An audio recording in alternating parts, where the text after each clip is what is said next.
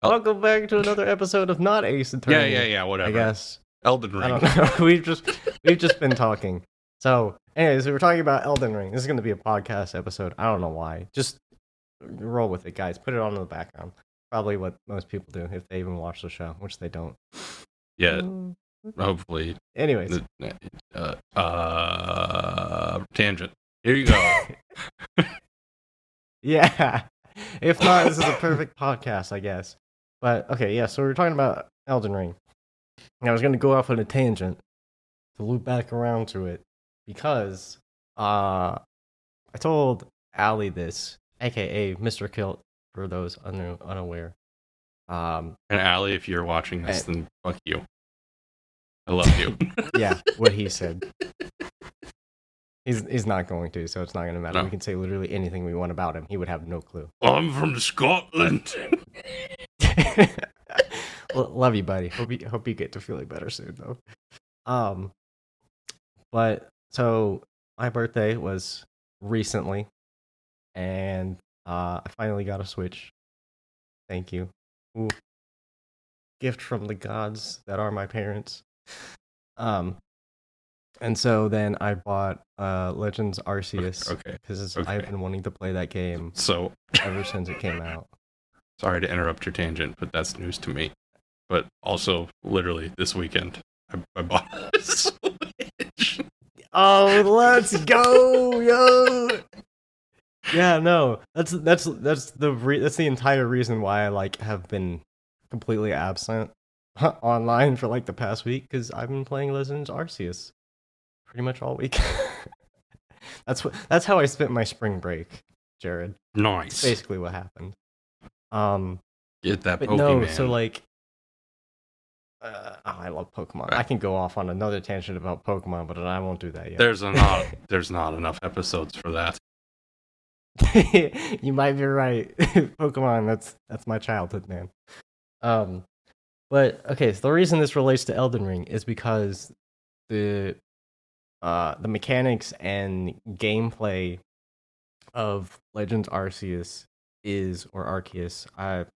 That's a whole different thing. I pronounced it Arceus all the for the comments longest on this time until episode. people corrected me, and it's back and forth, whatever.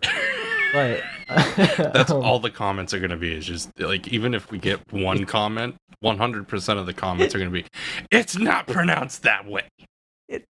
Yeah, it's pronounced. Type it out. It's I can't. I read it in my head. Arceus. You don't tell me. Arceues. Arceus. People are just gonna actually spell out the name of Arceus and not put the pronunciation parentheses. It's so not pronounced Arceus. I just pronounced that however I pronounced that. Anyways, the gameplay loop, I guess, is very similar. At least after, I think because I played Elden Ring and then basically went right into Legends Arceus, but it's very open-ended. At least in the fact that you're sort of given the reins at the beginning to explore the starting area. There are places that you don't have access to because you don't have things what are the equivalent of HMs in older games, flying, surfing, blah blah blah. Not too big of a deal, but it's not really that linear, at least in terms of what you can do, because there are side quests, and I mean, come on, Jared, you know me. There's a side quest in exploration. I gotta do it. Just not when we're recording. Because then I get yelled at. I try so hard not to do it when we record because I know it can be very boring. But in my own time, I will explore every corner of a map before I move on. And so that's pretty much what I did. And then I went on the main story, work on completing the Pokedex, all that kind of stuff. Mm-hmm. But so I spent I'm talking probably, I think it was 40-ish hours last week playing the game. Excuse me. Which, especially for me nowadays, is a lot of time. Just for playing games in general. And even after that, even though I love Pokemon so much, I have to rein it back in a little bit and take some breaks to not burn out. But I think the biggest thing for me and what differentiates Legends Arceus, which is a game that I know is kind of divisive in the community, whether it be graphically animations or like Gameplay. story or anything like that. Which, by the way, I freaking love the characters and music and story because it gives me very like Pokemon Coliseum vibes. Huh. And XD Gale of Darkness I is love that game. kind of my favorite Pokemon game. I love that So, game. yeah, big points for it there. But one of the main things is, even though that's kind of like a iffy game in the Pokemon universe, and Elden Ring is like everyone's talking about how it's like FromSoft's holy grail. It's like their masterpiece, their culmination of all these things they've learned from their different games, and it's amazing. And like I do enjoy it and think it's a good game, and that there are a lot of like quality of life stuff changes, and it is very open ended and just lets you kind of do whatever you want to do. And I mean, there are, I guess, certain enemies or areas that are like, hey, you should probably level first. Although they don't like specifically tell you, the mechanics definitely hit it home. But Yes. you can still basically do whatever you want. But the reason that like I am kind of like it's sort of a weird like I enjoy it, but like I'm not like super eager to continue playing it.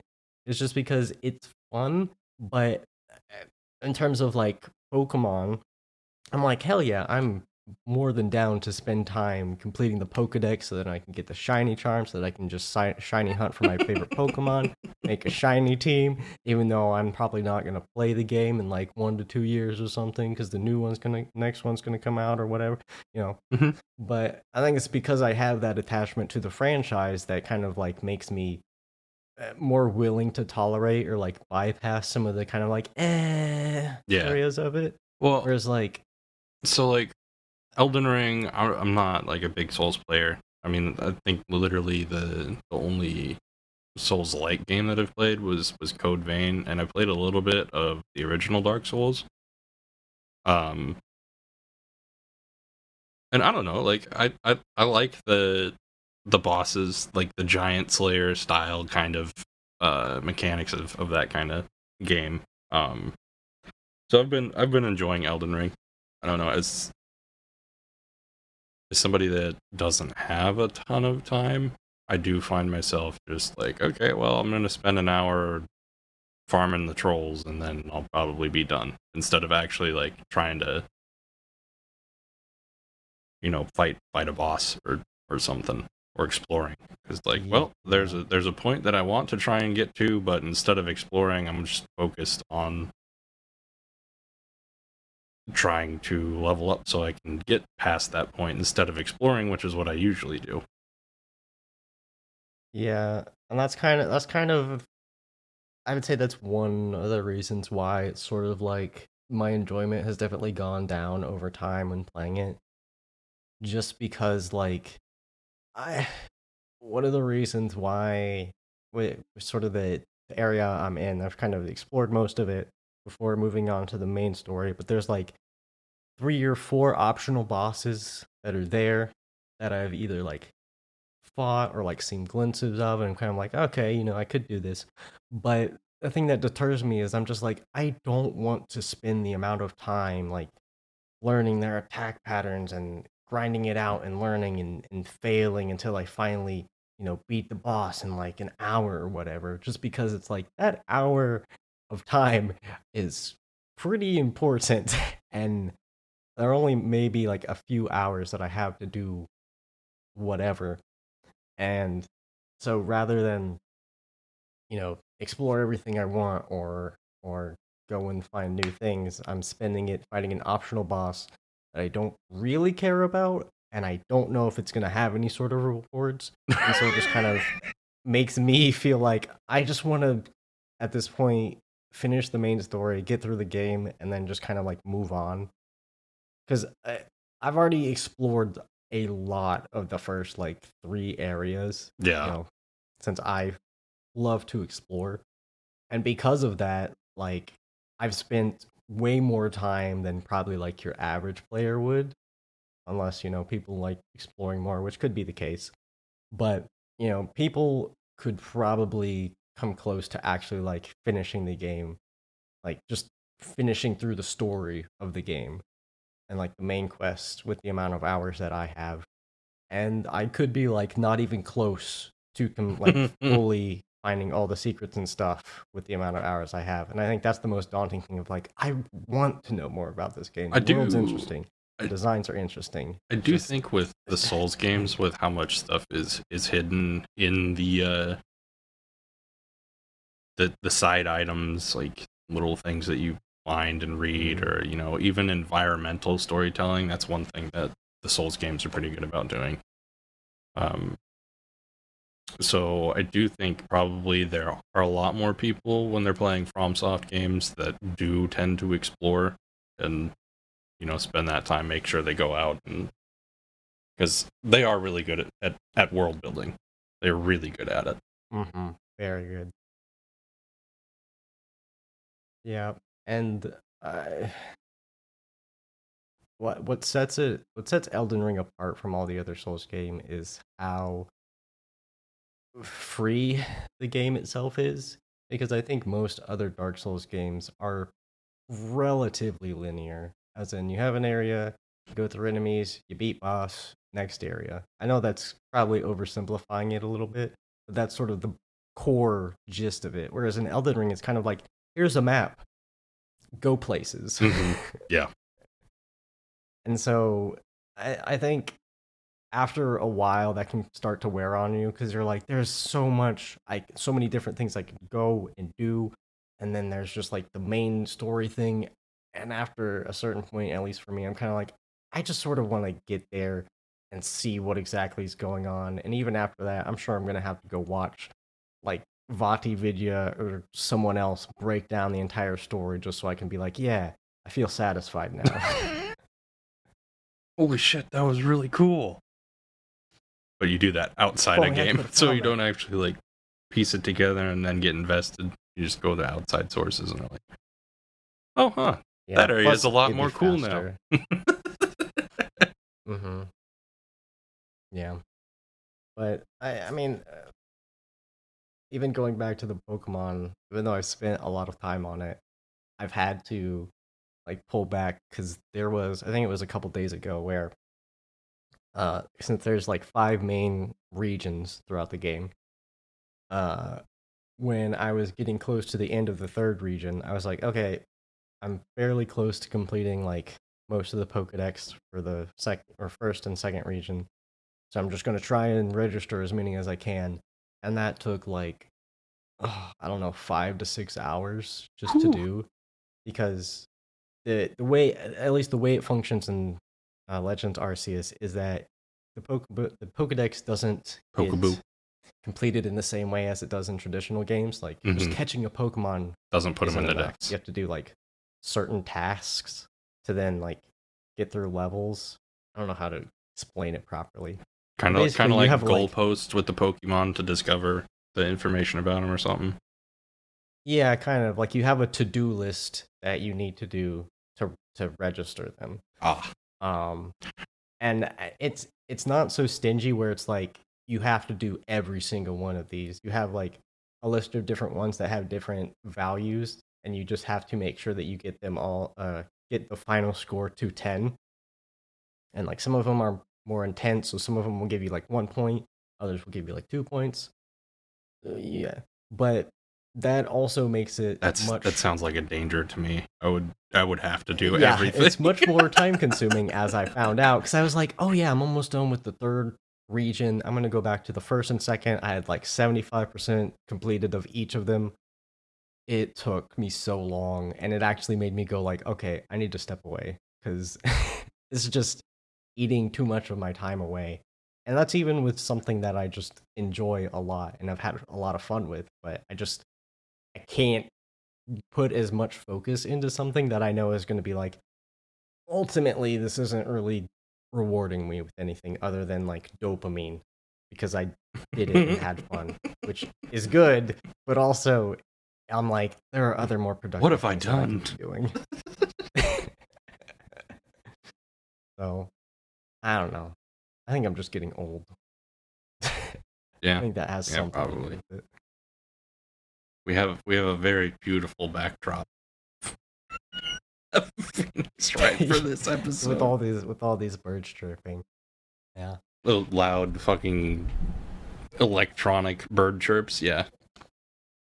Oh, I'm sure I've put them, taken them out and put something else in there for the viewers at home who don't have to experience this. I've kind of like half zoned it out. Well, it's easy when we're talking over it. Yeah, that's a lot easier. That's like why doing something like this is. I think we talked about this before, and how like I think once there's a topic of conversation, it's really not that hard to continue Yes. on that train of thought. But while you're recording, it can be very difficult, at least in my experience, to like just think of things. Mm-hmm. Because you're well, it's like it's just on the spot. Like if you're doing like a podcast, so like I don't know if you've listened to Mark, Bob, and Wade and Distractable podcast, or if you've even heard of it. Occasionally, yeah.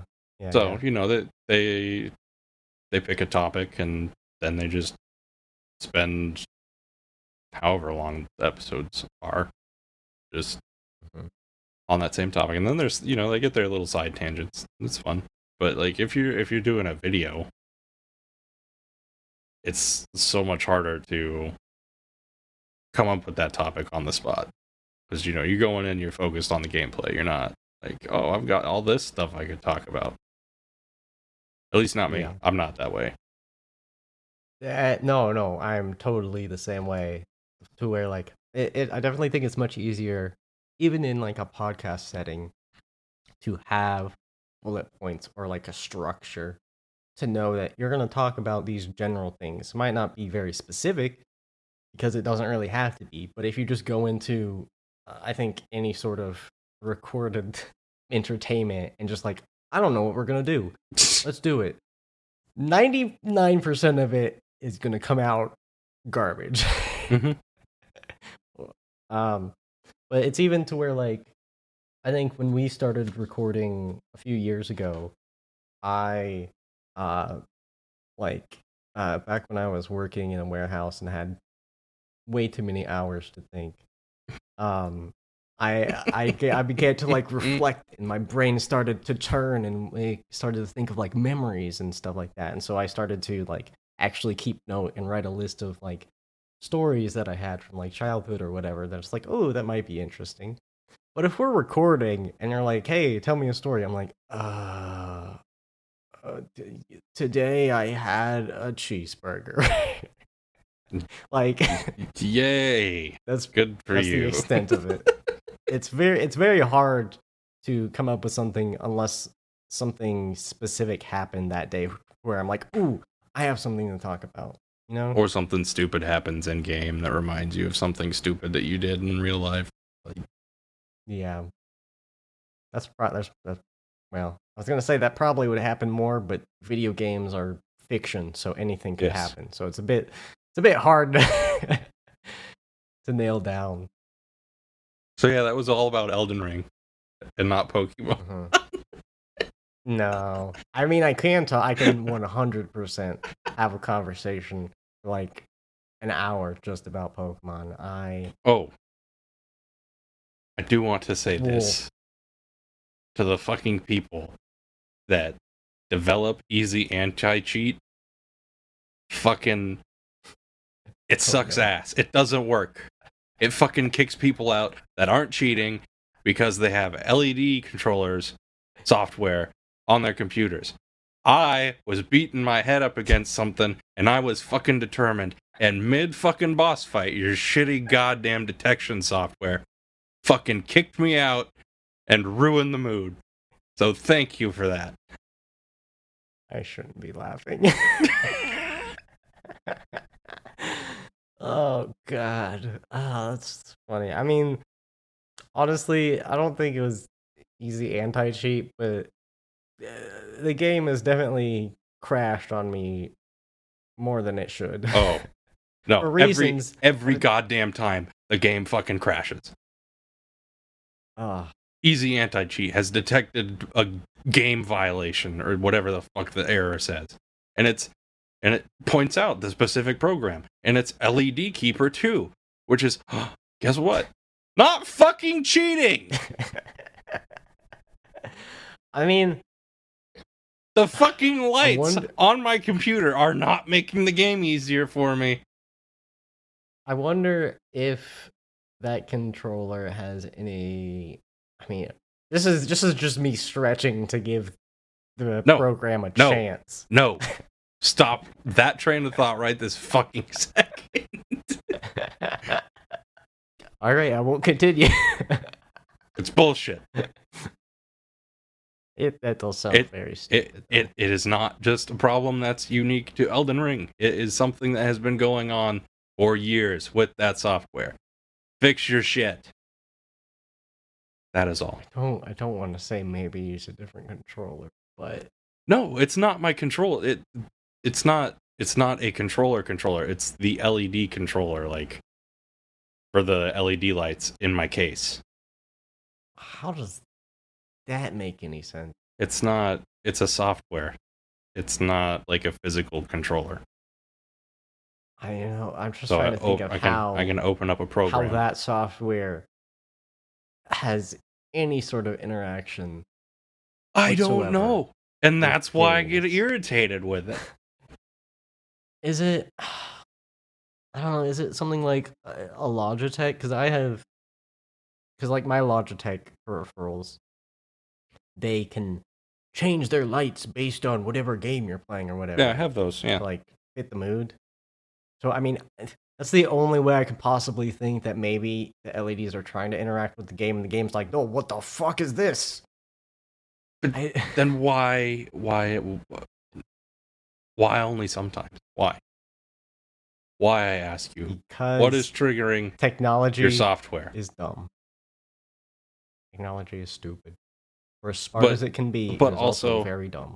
On a serious note, like non-ragey note, it doesn't work. Easy anti-cheat. There's people just get around it extremely easily. Like, what's even the point? You're gonna run into cheaters anyway. You're also gonna run into people who will just fucking decimate you. Mm-hmm. Because it, at least with that game, Elden Ring specifically, for as much build diversity as it has, there are definitely more optimal styles, I'll say, especially for PvP. So, I am not good at that game. Although I literally do not have any spells because I started as a wretch. Because somebody had told me, "Oh yeah, you start as a wretch, you can change your build later on a lot easier." And I was like, "Okay, cool, that sounds good." So all I had on me was a fucking club. That is the most bullshit I have ever heard. The way you change your build is after you beat I guess it would be the second main story boss. She basically allows you the ability to respec using like a certain key item or whatever. Has nothing to do with what you pick at the start. No. Just in terms of balancing, like, because all your stats start as 10 as a wretch. Like, if you do want to fully change up your build, you're not getting penalized because you decided you want to do a strength build and you started out as the magician thingy. Yeah, but even then, like, it's not minimal. Hard to reach the point to respec everything. Yeah. And to change all your stats. Oh, does it fully flatline it at 10? No, I don't think so. I haven't tried it myself because I'm your shield fairly happy with mine. But I mean, even if it brings you down to whatever your starting class was, unless there's a huge difference in terms of like what stat you're trying to use and what it had it set as. Mhm. So say you like didn't want strength, but Mhm. you started out with like 16 strength with your class or whatever, then maybe it would be a problem. But I would tend to stray on the side of more probably not, because Oh well, it's done. I did it. I fucking did it, and I beat those goddamn wolves in that goddamn cave with nothing but a fucking wooden club, and it was a pain in the ass, and I had fun. that is, I will say that is one of the main appeals of Souls games is it will kick your teeth in, but the satisfaction you get upon completion is like no other. Oh my god, fucking Margit. Mm-hmm. I learned that patience is a virtue in that game with him. But I was down to like literally 1 HP with a quarter of his health left when I beat him. And it was the first time that I had gotten him that low. And so I got stuck in a corner, and that was the first time my heart dropped because I was going to get killed by a boss. Yeah. No. Yeah, that feeling it's gonna come back many times. I honestly, I mean, I think in some ways it was Margit fight wasn't too bad for me, because I mean I've played through I think most of the game with Allie. We've been co-oping it. Oh, We're buddies. But I had people offer to help me with him, but it's one of those things where I get determined to do something on my own. And I will beat my head up against it for a day if I have to before I ask for help. I think also it was part of like figuring out like, okay, what the fuck? How do we make the fight easier? Yeah. You know, wikis are helpful in that regard. But then, okay, the thing that this actually made me like irritated, I'll say, because I don't really get mad or upset. I don't like it. I try not to. Mm-hmm. Just don't enjoy the feeling. But the boss after that, after Margit, I don't know if you've fought Godric yet or seen him. Nope. But I hate him so much. I've heard good things about Godric. The thing is, Crafted. Yeah, and because some of my friends were like, "Oh, he's one of the easier mainline story bosses." I'm like, "Shut the fuck up! I don't want to hear it." I know. He is a pain in the ass. This is absolute bullshit. The thing that I hated most about him is that he has this like breath flame attack that he does. I won't really explain it too much. Yeah. I'll let you experience it for the first time when you fight him. But he does this like, also I'll call it like a flamethrower walk. Oh, that where sounds he like spews fire lovely out on the ground in front of him and walks towards you. How fun getting close. And then he also like shoots fireballs in the air and they like arc out of the distance. And then he'll also like jump at it's such the thing that I don't like about Elden Ring with this happens with multiple bosses, is that your window to attack them even once can be extremely small. Yep. Well, and that goes back to my issues with Margit. It's like, oh, I can get, 1 or 2 hits in here. No, he's fucking swinging at me with his goddamn light dagger and stabbing me, and then he goes into his combo, and I'm fucking dead. It's like, God damn it, I just want to hit you. There comes a point where it starts feeling less like a challenge, and it just feels unfair. Because it's like, how am I supposed to actually beat this boss if the boss won't even let me touch them? Like, even if I only get 1 hit in, and I have to 1 and done and run before I wait for the next attack to be baited out, at least I feel like I can make progress. Yeah. But if the boss attacks, and then I go to approach him, and then he does this weird, like, ninja kickflip, like, a nanosecond later that I wasn't expecting because he's never done that before, you bet I'm going to be a little bit peeved. Oh man, I wish I had the soundboard up right now. I would have played. God damn it! Yeah. Dude, you. I'm sure. Like I played. You could actually. I think those streams are still up. When I played with Ali, he streamed us fighting Godric. I got so upset, and it was the kind of like not like exploding upset, but the very like quiet rage of like, this is fucking stupid. I hate everything. I want to kill this guy so bad. End my suffering. That Elden Ring, the entire game is that for me, basically. Yeah.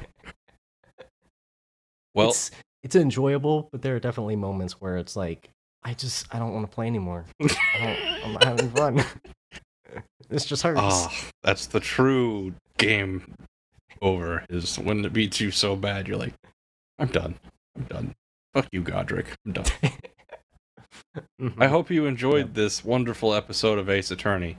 Oh yeah, that's right. The birds are still chirping. That got blanked out many minutes ago. But I should probably go ahead and get started on dinner, so if this ends up being a podcast episode that it gets uploaded, then peace. We'll do it the traditional way. Oh, we gotta do it. Okay. And then the curtain closes, and then we just hear Kamren. God damn it! Fuck you, Godric. Your bullshit flame breath bullshit.